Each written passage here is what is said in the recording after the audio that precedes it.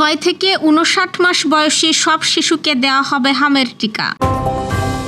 নির্বাচনের পর প্রথম স্থায়ী কমিটির বৈঠক বিএনপির, জানা গেল আলোচনার বিষয়। সরকারি চাকরিতে আবেদনের বয়সসীমা 35 স্থায়ী করার আলটিমেটাম। যুক্তরাষ্ট্রের 48 ঘণ্টার যুদ্ধবিরতির প্রস্তাব প্রত্যাখ্যান ইরানের, মধ্যস্থতায় অনীহা কাতারের। আজও দেশের সর্বোচ্চ তাপমাত্রা চুয়াডাঙ্গায়।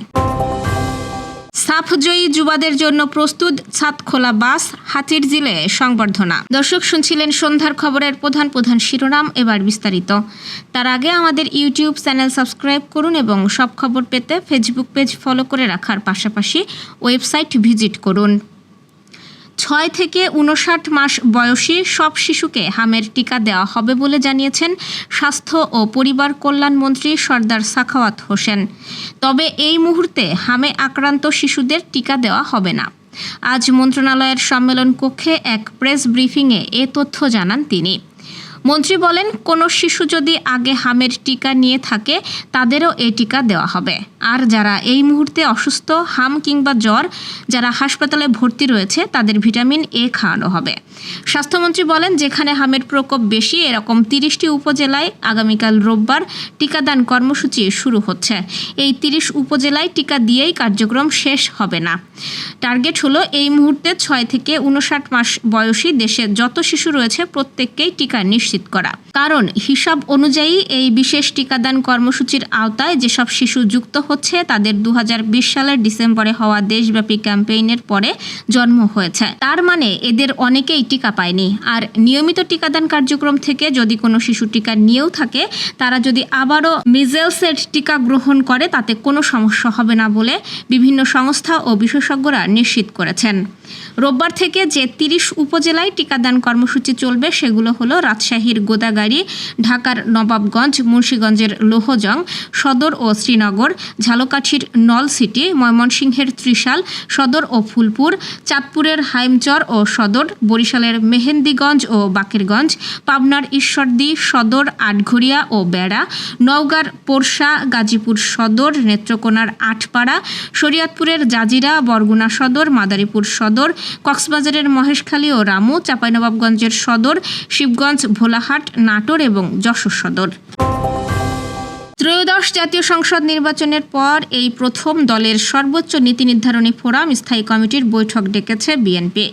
এই বৈঠকে দল ও অঙ্গ সহযোগী সংগঠনের পুনর্গঠন প্রক্রিয়া নিয়ে আলোচনা হওয়ার সম্ভাবনা রয়েছে। এছাড়া দলের সংরক্ষিত নারী সংসদ সদস্য কোনো যোগ্যতার ভিত্তিতে নির্বাচন করা হবে তা নিয়ে আলোচনা হতে পারে। আজ রাত 8:30টায় গুলশানে বিএনপির চেয়ারপারসনের রাজনৈতিক কার্যালয়ে এই বৈঠক অনুষ্ঠিত হবে। বৈঠকে সভাপতিত্ব করবেন বিএনপির চেয়ারম্যান ও প্রধানমন্ত্রী তারেক রহমান। বিএনপির মিডিয়া সেলের সদস্য সাইরুল কবির খান জানান, সর্বশেষ নির্বাচনের আগে 9 জানুয়ারি দলের স্থায়ী কমিটির বৈঠক হয়েছিল।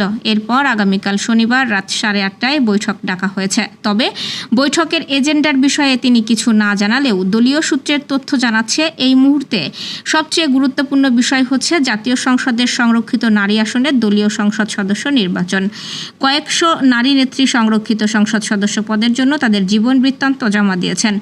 কোন যোগ্যতার ভিত্তিতে তাদের নির্বাচন করা হবে সেটি নিয়ে আলোচনা হবে। তাছাড়া যেসব নেতা দলীয় মনোনয়ন পেয়ে সংসদ সদস্য নির্বাচিত হয়েছেন তাদের পরিবার থেকে এখন সংরক্ষিত কোটায় নারী সংসদ সদস্য করা হবে কিনা সে বিষয়েও বৈঠকে সিদ্ধান্ত আসতে পারে। দেশের বিদ্যমান পরিস্থিতিতে ক্ষতিগ্রস্ত শিক্ষার্থীদের ভবিষ্যৎ বিবেচনায় সরকারি চাকরিতে আবেদনের সময়সীমা বৃদ্ধির দাবিতে সরকারকে আগামী 12 এপ্রিল পর্যন্ত আলটিমেটাম দিয়েছে চাকরি প্রত্যাশীরা। নির্ধারিত সময়ের মধ্যে এই দাবি বাস্তবায়ন করা না হলে সারা দেশে কঠোর আন্দোলনের কর্মসূচি ঘোষণার হুঁশিয়ারি দেওয়া হয়েছে। ঢাকা বিশ্ববিদ্যালয় সাংবাদিক সমিতি কক্ষে আয়োজিত সংবাদ সম্মেলনে এসব কথা জানান চাকরি প্রত্যাশী সাধারণ শিক্ষার্থীদের প্রতিনিধি শরীফুল হাসান শুভ। সংবাদ সম্মেলনে জানানো হয়, বর্তমান বিএনপি সরকারের রাজপথের আন্দোলন এবং দলটির 31 দফার ইস্তেহারের 23তম দফায় আন্তর্জাতিক মানদণ্ড অনুযায়ী চাকরিতে আবেদনের বয়সসীমা বৃদ্ধির বিষয়টি উল্লেখ রয়েছে। এছাড়া বিভিন্ন রাজনৈতিক দলের সুপারিশ এবং বর্তমান সরকারের জনপ্রশাসন মন্ত্রণালয়ের প্রতিমন্ত্রী আব্দুল বারীর সঙ্গে একাধিকবারও আলোচনা হয়েছে। প্রতিমন্ত্রী ও ক্ষতিগ্রস্ত শিক্ষার্থীদের কথা বিবেচনা করে এবং রাজপথের দীর্ঘদিনের আন্দোলনের সমাপ্তির টানতে স্থায়ীভাবে সর্বনিম্ন বয়সসীমা ৩৫ বছর করার বিষয়ে একমত পোষণ করেছিলেন। তবে দাবির পক্ষে এত যুক্তি, সুপারিশ এবং প্রতিমন্ত্রীর সম্মতি থাকা সত্ত্বেও সরকারের পক্ষ থেকে এখন পর্যন্ত কোনো দৃশ্যমান পদক্ষেপ লক্ষ্য করা যায়নি। মধ্যপ্রাচ্যে চলমান রক্তক্ষয়ী সংঘর্ষের মাঝে যুক্তরাষ্ট্রের পক্ষ থেকে দেওয়া ৪৮ ঘণ্টার একটি যুদ্ধবিরতির প্রস্তাব সরাসরি প্রত্যাখ্যান করেছে ইরান। শুক্রবার দেশটির আধা সরকারি সংবাদ সংস্থা ফার্স নিউজ একটি সরকারি সূত্রের বরাত দিয়ে এই তথ্য নিশ্চিত করেছে। প্রতিবেদন অনুযায়ী গত বুধবার একটি তৃতীয় দেশের মধ্যস্থতায় এই প্রস্তাবটি তেহরানের কাছে পাঠানো হয়েছিল। সম্প্রতি মার্কিন প্রেসিডেন্ট ডোনাল্ড ট্রাম্প দাবি করেছিলেন ইরান নিজেই যুদ্ধবিরতির জন্য আবেদন করেছে, তবে তেহরান এই দাবিকে ভিত্তিহীন বলে উড়িয়ে দিয়েছে। ইরানের পক্ষ থেকে জানানো হয়েছে তারা কোনো নতি স্বীকার করবে না, বরং যুক্তরাষ্ট্রের এই প্রস্তাবটি প্রমাণ করে যে যুদ্ধের ময়দানে তারা সুবিধাজনক অবস্থানে নেই। ওয়াল স্ট্রিট জার্নালের একটি প্রতিবেদনে বলা হয়েছে, পাকিস্তানের রাজধানী ইসলামাবাদে অনুষ্ঠেয় একটি মধ্যস্থতা বৈঠক শুরু হওয়ার আগেই ভেঙে গেছে। ইরান সাফ জানিয়ে দিয়েছে আমেরিকানদের অগ্রহণযোগ্য শর্তাবলী বহাল থাকা অবস্থায় তারা কোনো মার্কিন কর্মকর্তার সঙ্গে বৈঠকে বসবে না।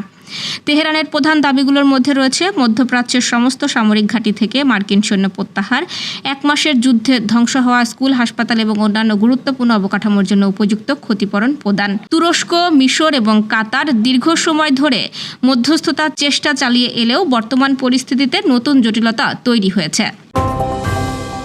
দেশের সর্বোচ্চ তাপমাত্রা বিরাজ করছে চুয়াডাঙ্গায়। জেলার সর্বোচ্চ তাপমাত্রা উঠেছে ৩৯.৭ ডিগ্রি সেলসিয়াস। গত ২ এপ্রিল থেকে চুয়াডাঙ্গায় টানা তাপপ্রবাহ বিরাজ করছে। এর আগে ২ ও ৩ এপ্রিল দেশের সর্বোচ্চ তাপমাত্রা রেকর্ড করা হয়েছে চুয়াডাঙ্গায়। গত ২ এপ্রিল বেলা ৩টায় ৩৮.৫ ডিগ্রি এবং ৩ এপ্রিল বেলা ৩টায় ৩৯.৭ ডিগ্রি এবং ৪ এপ্রিল বেলা ১২টায় ৩৫.৫ ডিগ্রি সেলসিয়াস তাপমাত্রা রেকর্ড করা হয়েছে। স্থানীয়রা বলছেন, হঠাৎ করে তাপমাত্রা বেড়ে যাওয়ায় অস্থির হয়ে উঠেছে মানুষ। দুপুরের দিকে শহরের রাস্তাঘাট ফাঁকা হয়ে যাচ্ছে। জরুরি প্রয়োজন ছাড়াও সময়ে মানুষ ঘরে বাইরে বের হচ্ছে না। মাঠে কৃষি শ্রমিকরাও গরমের কারণে কাজ করতে পারছেন না। সাফ অনূর্ধ্ব-২০ চ্যাম্পিয়নশিপের ফাইনালে ভারতকে হারিয়ে দ্বিতীয়বারের মতো শিরোপা জিতেছে বাংলাদেশ। ঐতিহাসিক এই অর্জনের পর চ্যাম্পিয়ন যুবাদের জন্য সাতখোলা বাসে আনন্দ শোভাযাত্রা ও জমকালো সংবর্ধনার আয়োজন করেছে বাংলাদেশ ফুটবল ফেডারেশন। আজ সন্ধ্যা ৬টা ৩৫ ট্রফি নিয়ে দেশে পৌঁছাবে সাফজয়ী বীরেরা। বাফুফের পাঠানো সংবাদ বিজ্ঞপ্তিতে জানানো হয়েছে, সাফজয়ী যুবারা দেশে পা রাখার পর হজরত শাহজালাল আন্তর্জাতিক বিমানবন্দর থেকে তাদের বিশেষভাবে প্রস্তুত করা ছাদখোলা বাসে বরণ করে নেওয়া হবে। এই আনন্দ শোভাযাত্রাটি বিমানবন্দর এলাকা থেকে শুরু হয়ে ঢাকার রাজপথ প্রদক্ষিণ করে হাতিরঝিলের অ্যাম্ফি থিয়েটারে গিয়ে শেষ হবে। সেখানে চ্যাম্পিয়ন দলের জন্য এক জমকালো সংবর্ধনা অনুষ্ঠানের আয়োজন করা হয়েছে। বাফুফে জানিয়েছে, আজ আনুমানিক সন্ধ্যা 7টা 30 খেলোয়াড় ও কোচিং স্টাফদের এই সংবর্ধনা দেওয়া হবে। দেশের ফুটবলের এই ঐতিহাসিক ও গৌরবোজ্জ্বল সাফল্য উদযাপনে দেশবাসীকেও পাশে চায় বাফুফে। আনন্দ শোভাযাত্রা এবং হাতিরঝিলের সংবর্ধনা অনুষ্ঠানে অংশগ্রহণের জন্য ফুটবল প্রেমী সমর্থক ও সাধারণ জনগণকে বাফুফের পক্ষ থেকে উন্মুক্ত আমন্ত্রণ জানানো হয়েছে। এর আগে সাফজয়ী নারী ফুটবল দলের জন্য ছাদখোলা বাসের ব্যবস্থা করা হয়েছিল। দর্শক, এ ছিল সন্ধ্যার আয়োজন। রাতের খবর দেখার আমন্ত্রণ রইল। এতক্ষণ সাথে থাকার জন্য ধন্যবাদ।